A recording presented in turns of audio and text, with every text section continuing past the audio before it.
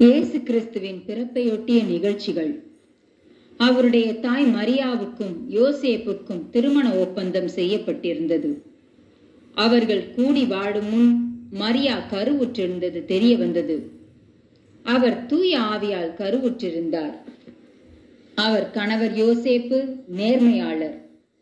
அவர் மரியாவை இகழ்ச்சிக்கு உள்ளாக்க விரும்பாமல் மறைவாக விலக்கிவிட திட்டமிட்டிருந்தார்.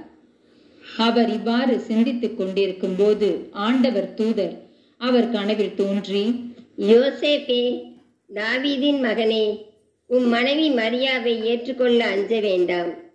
ஏனெனில் அவர் கருவுற்றிருப்பது தூய ஆவியால் தான். அவர் ஒரு மகனை பெற்றெடுப்பார். அவருக்கு இயேசு என பெயரிடுவீர். ஏனெனில் அவர் தம் மக்களை அவர்களுடைய பாவங்களிலிருந்து மீட்பார்.